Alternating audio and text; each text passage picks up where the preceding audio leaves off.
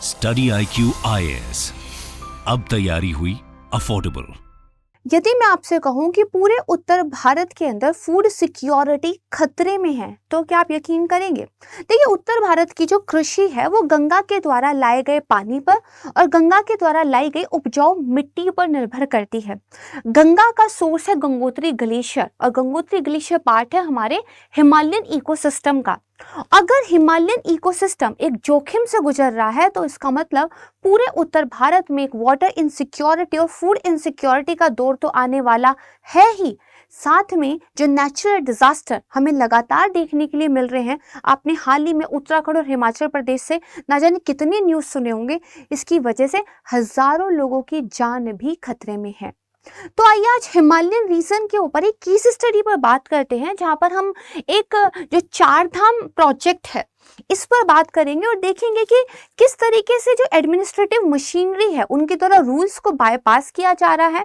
एक डेवलपमेंट को लेकर जो हमारा हिस्ट्री है, बेसिकली एक एटीट्यूड है कि सब कुछ जल्दी हो जाना चाहिए, ये दरअसल कितने लोगों की जिंदगी को क्लेम कर ले रहा है।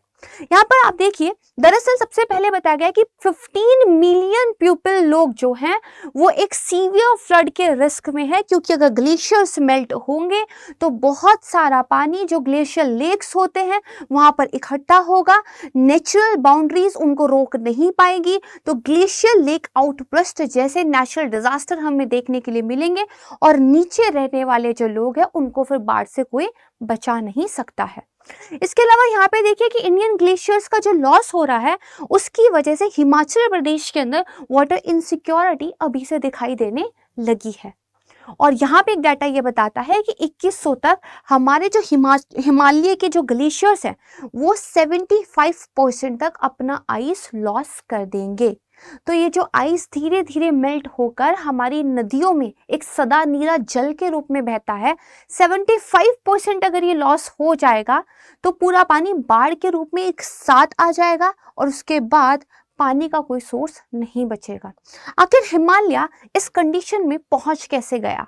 क्या हमने डेवलपमेंट कुछ इस तरीके से की है कि हमें एक खूबसूरत हिमालय जिसको लेकर कालिदास ने पूरा महाकाव्य रच दिया था, अब कुछ ऐसे पिक्चर्स देखने को मिलते हैं? हिमालय की वो खूबसूरती कहीं पीछे छूट गई है डेवलपमेंट की इस अंधी दौड़ में। तो आज के टाइम पे अगर आप देखोगे, ब्रिज का कोलैप्स होना, रोड्स का ब्लॉक होना, ना जाने कितने लोगों की जान चली जाना, ये लगातार न्यूज में हमें देखने के लिए मिलता है। एक मैं आपको गंगोत्री ग्लेशियर का पिक्चर यहाँ पे दिखाना चाहती हूँ, क्योंकि हिमालयन रीजन के अंदर जो गंगोत्री ग्लेशियर है वो सबसे तेजी से रिसाइड हो रहा है। तेजी से रिसाइड हो रहा है मतलब गंगोत्री ग्लेशियर की जो बर्फ है वो मेल्ट काफी तेजी से हो रही है और जिसकी वजह से जो आइस है वो पीछे की तरफ खिसकता जा रहा है। पिक्चर पे ध्यान दीजिए, 1780s में बर्फ हमें यहां तक दिखाई देती थी। This is Gangotri glacier. 1935, then 1956, 1971 और 2001 में ये जो लाइन आप देख पा रहे हो, बर्फ वहां से खिसक कर इतना रिसाइड हो चुकी है। हम इतनी बर्फ ऑलरेडी लॉस कर चुके हैं। क्या है रीजन? राइट है। आगे बढ़ने से पहले मैं आपके साथ एक इंपॉर्टेंट इंफॉर्मेशन शेयर करना चाहती हूँ। रक्षाबंधन सेल स्टडी IQ की तरफ से आपके साथ सेलिब्रेट की जा रही है। यहाँ पर हमारे जितने भी बैचेस हैं, आप P2I में एडमिशन ले लीजिए, आप ऑप्शनल के बैच में एडमिशन लेना चाहते हैं, आप NCERT के बैच में एडमिशन लेना चाहते हैं, या फिर 2025 के लिए आप प्रिपेयर कर रहे हैं और एक लॉन्ग टर्म बैच में एडमिशन लेना चाहते हैं, इन सब पर आपको एक बहुत बड़ा डिस्काउंट मिल जाएगा। P2I बैच की बात करें तो लाइव क्लासेस आपको यहाँ पर मिलेंगी, फैकल्टीज के साथ आप एक लाइव सिचुएशन में पढ़ते हैं और फीस पर मैक्सिमम डिस्काउंट पाने के लिए आपको सिर्फ यूज करता है faculty code Prachi live, PRACHILIV। हम इसके बारे में एक बार फिर से बात करेंगे। आइए वापस से लौटते हैं हमारी केस स्टडी पर। तो यहाँ पे देखिए, उत्तराखंड और हिमाचल प्रदेश, मैं इन दोनों की जो है बेसिकली यहाँ पे एक स्टडी लेना चाहती हूँ। तो यहाँ पे अगर आप देखोगे, अभी जो जोशीमठ है उत्तराखंड में, वहाँ पे लैंड सब्सिडेंस का मामला हमें देखने को मिला था। 500 से ज्यादा घरों में क्रैक्स पड़ गए थे, राइट है। इसके अलावा आप देखोगे जो चमोली है, वहाँ पे लैंडस्लाइड की वजह से रोड्स ब्लॉक हो गई थी, कितने ज्यादा टूरिस्ट वहां पर फंस गए थे। साथ में चंबा हिमाचल प्रदेश की बात करें, पूरा का पूरा जो रोड है वही फॉल डाउन हो गया था। मतलब आपने रोड बनाया और वहां के फ्रेजाइल इकोसिस्टम को डिस्टर्ब किया, एंड देन आपका एक नेचुरल डिजास्टर रिएक्शन के रूप में आया, वो रोड भी नहीं बची, राइट है।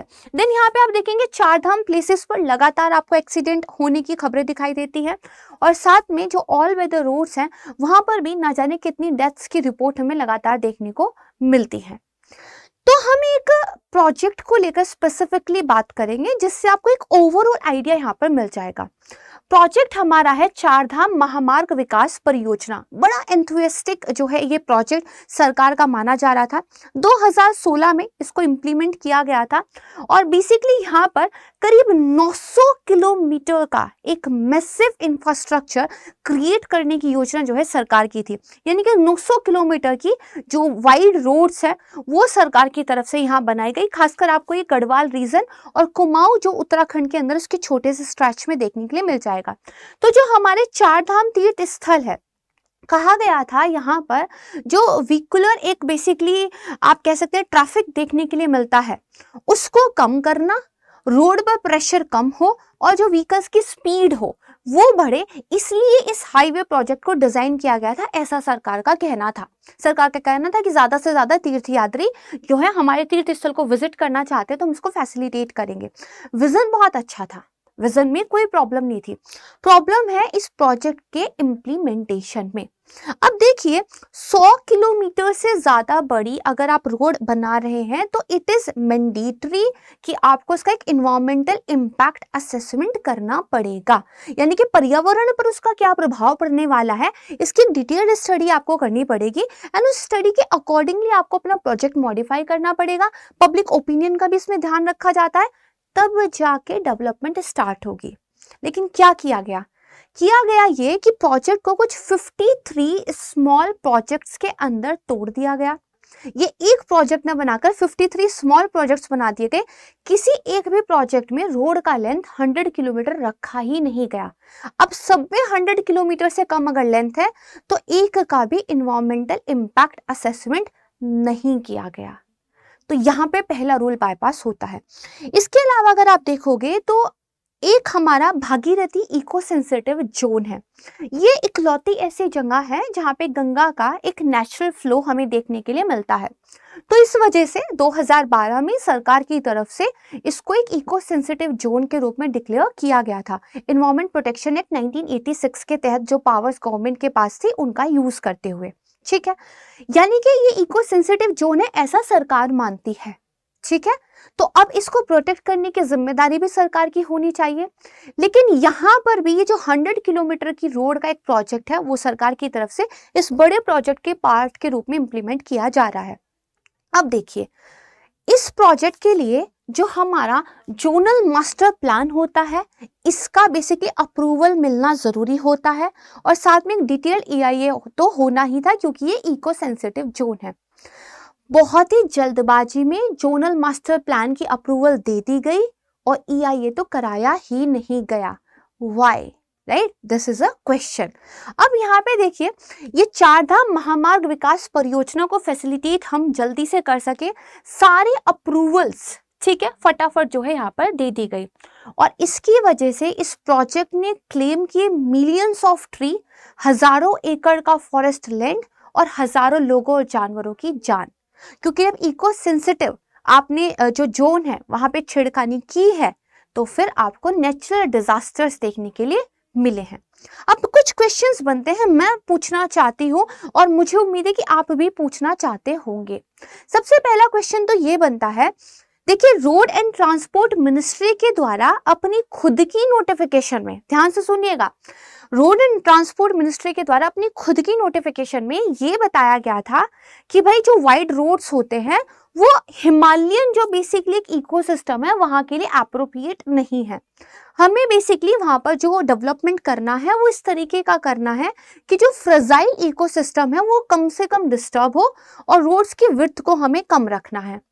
यानी कि कुछ आप मान के चलिए 18 फीट 17 फीट के आसपास जो है मिनिस्ट्री की तरफ से बताया गया था। लेकिन क्वेश्चन ये बनता है फिर क्या सोचकर 23 फीट से ज्यादा विड्थ के रोड यहाँ पर बनाए जा रहे हैं। यानी कि मिनिस्ट्री अपने खुद के ही नोटिफिकेशन को यहाँ पे फॉलो नहीं कर रहा है। This is the first question.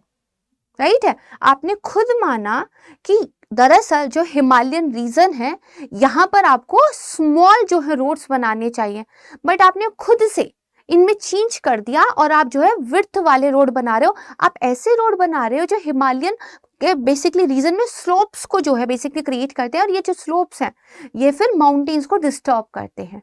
आप रोड्स के वैसे डिजाइन्स को लेकर काम क्यों कर रहे हो, जिसके बारे में एक्सपर्ट्स ने कई बार आपको आगाह किया है कि ये डिजाइन यहाँ के लिए ठीक नहीं है।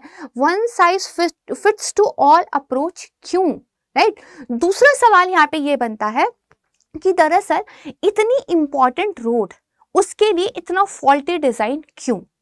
तीसरा सवाल यह बनता है 2018 में सुप्रीम कोर्ट की तरफ से मिनिस्ट्री से ये पूछा गया था कि भाई आप अपनी ही नोटिफिकेशन का पालन नहीं कर रहे हो, रोड्स की विड्थ आपने क्यों बढ़ाई है। तो मिनिस्ट्री की तरफ से कहा गया कि दरअसल ये एक नेशनल सिक्योरिटी से रिलेटेड प्रोजेक्ट है, तो राष्ट्रीय सुरक्षा का जब मामला आ जाता है तो फिर 2021 में सुप्रीम कोर्ट ने कहा ओके आप जो करना चाहते हैं कर लीजिए। तो अब अचानक से जो बेसिकली आपकी ये जो रोड था है ना, इसका आपने अचानक से ही जो पर्पस था वही चेंज कर दिया है ना, ये नेशनल सिक्योरिटी का मामला यहाँ पे आ गया। एंड लास्ट क्वेश्चन बचता है कि अगर सब कुछ ठीक हो रहा है तो भागीरथी इको सेंसिटिव जोन के पास आप इन्वायरमेंटल इम्पैक्ट असेसमेंट स्टडी क्यों नहीं करा रहे हो। ये कुछ क्वेश्चंस हैं जो हमें अपने एडमिनिस्ट्रेशन से पूछने चाहिए, राइट है। लेकिन उसके बाद आप देखोगे ये प्रोजेक्ट हुआ, इसके अलावा आपने देखा होगा जो तपोभूमि वाला प्रोजेक्ट था उसको लेके भी सवाल उठे थे। बहुत सारे एक्सपर्ट्स ने कहा कि ये जो डेवलपमेंट का आपका तरीका है दिस इज नॉट राइट। तो फिर थोड़े जो है बेसिकली आप कह सकते हैं सरकार नींद से जागी है। एंड यहाँ पे बेसिकली जो उत्तराखंड और हिमाचल प्रदेश के चीफ मिनिस्टर हैं उन्होंने कहा है कि भाई हमें क्या है एक कैरिंग कैपेसिटी का एनालिसिस यहाँ पे करने की जरूरत है। लेकिन कब, दरअसल मॉनसून के आने से पहले उत्तराखंड के जो चीफ मिनिस्टर थे उन्होंने तीर्थ यात्रियों का जो नंबर था उसको बढ़ा दिया था, यानी कि मोर नंबर ऑफ टूरिस्ट जो है यहाँ पे विजिट कर सकते थे। एक्सपर्ट्स के द्वारा पहले ही चेतावनी दी गई थी कि जो हमारे तीर्थ स्थल है ये ओवर क्राउडेड है, यहाँ पे मोर टूरिस्ट फुटफॉल अगर होगा तो ये यहाँ के बेसिकली कैरिंग कैपेसिटी से ऊपर चला जाएगा, तब उसको कंट्रोल करना मुश्किल है। लेकिन यात्रियों को अलाउ किया गया, राइट है। 2013 का उत्तराखंड का आपदा हम सबको अभी तक याद है। लेकिन बाद में सरकार नींद से जागी और यहाँ पे आप देख सकते हो कि उत्तराखंड के सीएम ने अनाउंस किया कि जो बेसिकली हमारे हिल टाउन्स हैं उनकी कितनी कैरिंग कैपेसिटी है, वो कितना झेल सकते हैं, ठीक है। इसका एक असेसमेंट किया जाएगा। हिमाचल प्रदेश की तरफ से भी इसी तरह की एक रिक्वेस्ट आई और फाइनली सुप्रीम कोर्ट की तरफ से भी एक पैनल बनाने की बात की गई जो हिमालयन रीजन के अंदर इन टूरिस्ट या हिल स्टेशन वाले जो प्लेसेस है उनका जो है कैरिंग कैपेसिटी देखेगी। इस पर मैंने एक डिटेल्ड वीडियो बनाया हुआ है, आप जाके प्लेलिस्ट में देख सकते हैं। परफेक्ट है। अब यहाँ पे देखो सबसे गहरा मुद्दा है गंगोत्री ग्लेशियर का रिसाइड होना, जिसके पीछे climate change, global warming, development activities, ज्यादा से ज्यादा ह्यूमन डिस्टर्बेंस, बहुत सारे लोगों का वहां पर जो है बेसिकली क्राउड कर देना, ये बहुत सारे फैक्टर जो है रिस्पॉन्सिबल है। तो गंगोत्री ग्लेशियर को बचाना बहुत जरूरी है। तो सॉल्यूशन क्या है, क्या डेवलपमेंट रोक दें? ऐसा सॉल्यूशन कभी भी फीजिबल नहीं हो सकता, विकास तो करना ही होगा, राइट है। तो अब यहाँ पे आंसर एक ही है और बड़ा सिंपल सा आंसर है, दैट इज रेगुलेशंस। रूल्स को प्रॉपर फॉलो किया जाए और इन रूल्स के अकॉर्डिंग ही डेवलपमेंट के प्लान जो है फिर रोल आउट किए जाए। जहां तक भागीरथी इको सेंसिटिव जोन की बात है, वहां का भी एक सिंपल सा सॉल्यूशन है, जो रोड की विड्थ है उसको कम कर दिया जाए और दरअसल उतनी रोड की विड्थ रखी जाए जिसका मिनिमम जो है इम्पैक्ट वहां पर देखने के लिए मिले, राइट है। तो ये हमें करने की जो है जरूरत है, क्योंकि आप देखोगे कि जो व्हीकुलर मूवमेंट है, फॉरेस्ट फायर्स है, ब्लैक कार्बन के डिपॉजिट्स है, इसकी वजह से जो ग्लेशियर है उसके मेल्ट होने का रेट क्या है, बढ़ता जा रहा है। इसके अलावा जो हमारी इन्वायरमेंट मिनिस्ट्री है उन्होंने अपनी तरफ से ही एक parliament committee science and technology, environment and ecology, climate change के ऊपर जो है अपॉइंट की थी। उस कमेटी ने भी यही कहा कि one size fits to all approach Himalayan region में तो कम से कम लागू नहीं हो सकती, आपको अपने जो डिजाइन्स हैं उनमें बदलाव लाना पड़ेगा। अब मैं आपसे एक सवाल पूछती हूँ, प्लीज उसका कॉमेंट सेक्शन में आंसर दीजिएगा। ऐसे डेवलपमेंट को क्या सस्टेनेबल कहा जा सकता है, जिसकी वजह से आज भी हजारों लोगों की जान जो है जोखिम में है और हमारी फ्यूचर जनरेशन के लिए भी हम डिजास्टर्स की एक श्रृंखला को खड़ी करके जा रहे हैं? Is it a sustainable development? ये क्वेश्चन आपके लिए, प्लीज मुझे इसका आंसर दीजिएगा। तो ये हमारी आज की केस स्टडी थी और द हिंदू के अंदर एक आर्टिकल जो है बेसिकली पब्लिश हुआ था, उसके बेस पे मैंने इस क्लास को जो है प्रिपेयर किया है। जाने से पहले एक बार मैं आपको फिर से बताना चाहती हूँ, स्टडी IQ की रक्षाबंधन सील का आप जो है बेनिफिट ले सकते हैं। देखिए, रक्षाबंधन एक ऐसा त्योहार है जो दो लोगों के रिश्ते की मजबूती को दर्शाता है और स्टडी IQ आपके साथ जो एक रिश्ता बना के रखना चाहता है, कहीं ना कहीं इससे सिग्निफाई होता है। हम आपका हाथ थाम के रखना चाहते हैं आपकी UPSC के प्रिपरेशन में। हमने अपने टॉप फैकल्टीज के साथ एक टीम बनाई है, हमारे टॉप कंटेंट लिखने वाले लोग हैं जो आपके लिए नोट्स प्रिपेयर करते हैं और आपकी रियल लाइफ जैसी जो एक क्लासेस होती हैं वैसी हम आपको यहाँ पे प्रोवाइड कराते हैं। तो इस मौके का फायदा जरूर उठाइएगा, बार बार ये मौका नहीं आता है और इस रक्षाबंधन पर क्यों नहीं स्टडी IQ और आप लोग जो है मिलकर एक रिश्ता कायम कर लेते हैं। जब भी आप कोर्स को ज्वाइन करें, फीस पे करते टाइम चाहे आप ऐप से फी पे कर रहे हैं या फिर वेबसाइट पे जाके कोड यूज कीजिएगा Prachi live for maximum discount. इसके अलावा हमारा P2I लॉन्ग टर्म बैच, हमारे NCERT के बैचेस भी अवेलेबल है। आपको पूरी इंफॉर्मेशन जो है हमारी वेबसाइट पर, हमारी ऐप पर मिल जाएगी। आप किसी भी कोर्स को ज्वाइन करना चाहते हैं, बुक परचेज करना चाहते हैं, you just have to apply faculty code Prachi live. साथ ही अगर आप इस PDF को डाउनलोड करना चाहते हैं या कोर्स के बारे में, बैचेस के बारे में कुछ भी पूछना चाहते हैं तो मुझे टेलीग्राम चैनल पर पिंग कर सकते हैं। इसके लिए आपको ज्वाइन करना होगा Telegram channel UPSC with Prachi. मैं जल्द मिलूंगी आपसे एक नई वीडियो के साथ। तब तक के लिए thank you so much everyone. अपना ध्यान रखिएगा और मैंने जो सवाल आपसे पूछा है कमेंट सेक्शन खुला हुआ है, इसका आंसर जरूर दीजिएगा। जय हिंद। स्टडी IQ IAS, अब तैयारी हुई अफोर्डेबल।